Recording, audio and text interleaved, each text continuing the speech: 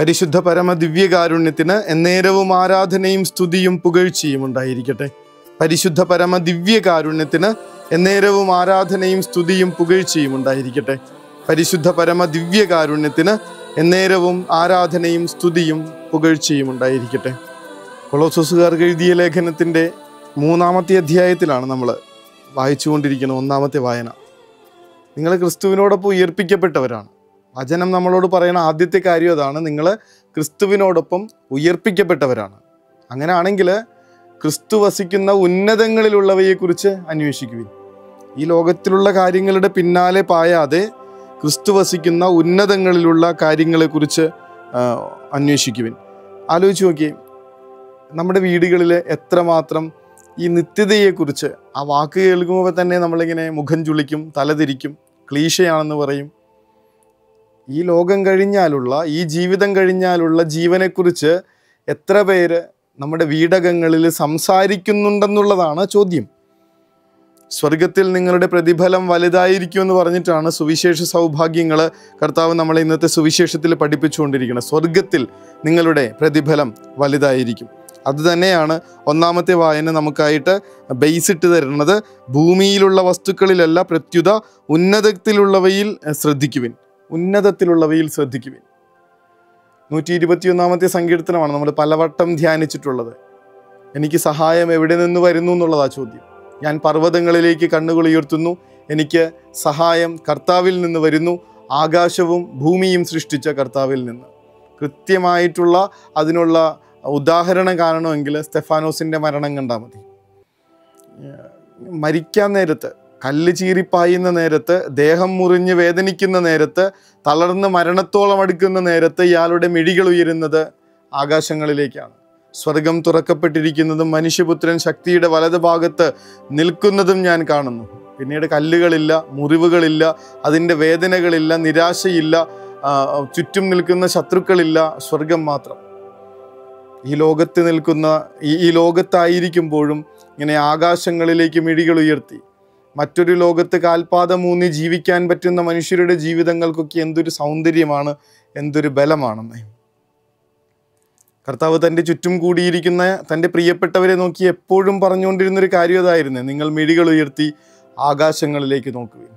ഈ ലോകത്തിൻ്റെതായിട്ടുള്ള കാര്യങ്ങളിലേക്ക് നോക്കി ഉത്കണ്ഠകളിൽ മുഴുകി പ്രയാസപ്പെട്ട് നിരാശയിൽ ജീവിക്കാനല്ലല്ലോ വിളി.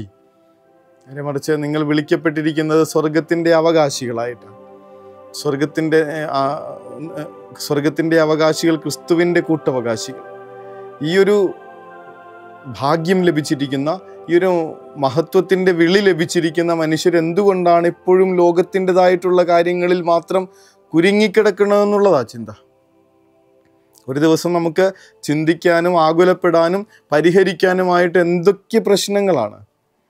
ഓരോ ദിവസത്തെ അന്നന്ന് വേണ്ട ആഹാരത്തിന് വേണ്ടിയിട്ടുള്ള അലച്ചിലുകൾ, കുഞ്ഞുങ്ങളുടെ പഠനത്തെക്കുറിച്ചുള്ള ആകുലതകൾ, ഒരു ജോലി കിട്ടാനായിട്ടുള്ള ഓട്ടപ്പാച്ചിലുകൾ, ഒരു കുടുംബം നടത്തിക്കൊണ്ടു പോകാനായിട്ടുള്ള പ്രയാസങ്ങൾ, ഇതൊക്കെ കഴിഞ്ഞ് നമുക്ക് പിന്നെ ഉന്നതത്തിലുള്ള കാര്യങ്ങൾ അന്വേഷിക്കാനും ചിന്തിക്കാനും നേരം കിട്ടാതെ പോകുന്നു എന്നുള്ളതാണ് സത്യം. പക്ഷെ അവിടെ മനസ്സുറപ്പിച്ചിരിക്കുന്ന ഒരാളുടെ ഇങ്ങനെയുള്ള കാര്യങ്ങളൊക്കെ സ്വസ്ഥമായിട്ട് നടന്നു പോവുകയും ചെയ്യുന്നുണ്ട്. നമ്മൾ മനസ്സിലാക്കാത്തത് കൊണ്ടാണ് ആ കാര്യം. കർത്താവ് പറയുന്നുണ്ട്, നിങ്ങൾ ആദ്യം ദൈവത്തിൻ്റെ രാജ്യം, അവിടുത്തെ നീതി അന്വേഷിക്കുക, ബാക്കിയുള്ളതെല്ലാം നിങ്ങൾക്ക് കൂട്ടിച്ചേർക്കപ്പെടും. ഇതൊന്നും അച്ഛൻ പറയണതല്ല, വചനം പറഞ്ഞു തരണ കാര്യമാണ് ഓരോന്നും. കർത്താവിങ്കിലേക്ക് മിഴികൾ ഉയർത്തുന്ന മനുഷ്യരുടെ ചുറ്റും അവിടെ നിന്ന് തന്നെ ഇങ്ങനെ കൺട്രോൾ ഏറ്റെടുക്കുന്നുണ്ടെന്നുള്ളതാണ് സത്യം. വചനം പറയണത് പോലെ നിങ്ങൾ യുദ്ധം ചെയ്യേണ്ട, അവിടെ നിന്ന് തന്നെ നിങ്ങൾക്ക് വേണ്ടി യുദ്ധം ചെയ്തുകൊള്ളും. ഇസ്രായേൽക്കാരോട് അവർ പറഞ്ഞു കൊടുക്കുന്ന, പ്രവാചകൻ വഴി കർത്താവ് പറഞ്ഞു കൊടുക്കുന്ന കാര്യമാണ്, നിങ്ങൾ സ്വസ്ഥരായിരുന്നാൽ മതി, അവിടെ നിന്ന് തന്നെ നിങ്ങൾക്ക് വേണ്ടി യുദ്ധം ചെയ്തുകൊള്ളും. അവിടുത്തെ പക്കലേക്കൊന്ന് മിഴികൾ ഉയർത്തി ജീവിക്കാൻ സാധിച്ചാൽ, അവിടുത്തെ ഉന്നതങ്ങളിലുള്ള കാര്യങ്ങളിൽ ഒന്ന് ശ്രദ്ധ പുലർത്തി തുടങ്ങിയാൽ ഈ ലോകത്തിലുള്ള കാര്യങ്ങൾ പലതും നമുക്ക് പ്രധാനപ്പെട്ടതല്ല എന്ന് മനസ്സിലാവും. ഇന്ന് എന്തിനൊക്കെ വേണ്ടി നമ്മൾ അലഞ്ഞു നടക്കുന്നു, എന്തിനൊക്കെ വേണ്ടി നമ്മൾ ടെൻഷൻ അടിക്കുന്നു, എന്തിനൊക്കെ ഓർത്ത് നമ്മൾ വല്ലാതെ വലിഞ്ഞു മുറുകുന്നോ, അതിൻ്റെ ഒന്നും ആവശ്യം പോലും ഇല്ല എന്ന് ചില സമയത്ത് നമുക്ക് തോന്നി തുടങ്ങും. നമ്മുടെ നോട്ടവും ലക്ഷ്യവും സ്വർഗത്തിലേക്കാകുമ്പോൾ ഇപ്പോൾ നമ്മളുടെ നടന്നുകൊണ്ടിരിക്കുന്ന നമ്മുടെ അലച്ചിലുകൾ പലതും വേണ്ട എന്ന് വെക്കാനായിട്ട് നമുക്ക് തീരുമാനിക്കാൻ പറ്റുമെന്നുള്ളതാണ്. എമ്മാവൂസിലേക്ക് പോകുന്ന ശിഷ്യന്മാരുടെ ഉള്ളിൽ നിറഞ്ഞ ആകുലതകൾ ഈ ലോകത്തെക്കുറിച്ചുള്ളതായിരുന്നു, ഇനി ഇവിടത്തെയുള്ള ജീവിതത്തെക്കുറിച്ചുള്ളതായിരുന്നു. എന്നാൽ അവൻ ക്രിസ്തു ഗുരു കൂടെ നടന്ന് അവരുടെ ഹൃദയം തെളിച്ചു കഴിയുമ്പോൾ, ഹൃദയം ജ്വലിപ്പിച്ചു കഴിയുമ്പോൾ അവരെ പോയ വഴി, ആ ഒരു യാത്ര പകുതിക്ക് വെച്ച് നിർത്തി തിരിച്ചു പോകുന്നു എന്നാണ് പറയണേ. പകുതിക്ക് വെച്ച് നിർത്താമായിരുന്ന ആകുലതകളായിരുന്നു അത്, ആവശ്യമില്ലാത്ത ആകുലതകളായിരുന്നു. കർത്താവിനെ നോക്കി തുടങ്ങുമ്പോൾ, അവൻ കാണിച്ചു തരുന്ന ഉന്നതങ്ങളെക്കുറിച്ച് ചിന്തിച്ചു തുടങ്ങുമ്പോൾ, മിഴികൾ അവിടെ ഉറപ്പിച്ചു തുടങ്ങുമ്പോൾ, പിന്നെ നമ്മുടെ ഈ ലോകത്തിലെ പല ആകുലതകൾക്കും പരിഹാരമായി. ആ കർത്താവിങ്കിലേക്ക് മിഴികൾ ഉയർത്തിക്കൊണ്ട്, തമ്പുരാനെ എൻ്റെ ആകുലതകൾ എടുത്തു മാറ്റി അങ്ങയിൽ നോട്ടമുറപ്പിച്ച് സ്വസ്ഥതയോടും യഥാർത്ഥ സമാധാനത്തോടും ശരിയായ സന്തോഷത്തോടും കൂടെ ജീവിക്കാൻ കൃപ തരണമേ എന്ന പ്രാർത്ഥനയോടുകൂടെ മുട്ടിന്മേൽ നിന്ന്, സ്വർഗത്തിൽ നിന്ന്, ഉന്നതങ്ങളിൽ നിന്ന് നമുക്ക് ആശീർവാദം സ്വീകരിക്കാം.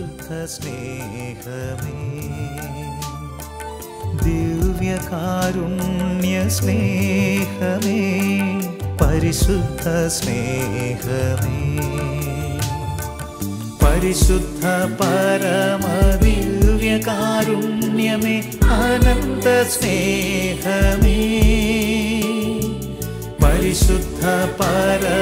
പരിശുദ്ധ പരമദിവ്യകാരുണ്യത്തിന് എന്നേരവും ആരാധനയും സ്തുതിയും പുകഴ്ചയും ഉണ്ടായിരിക്കട്ടെ.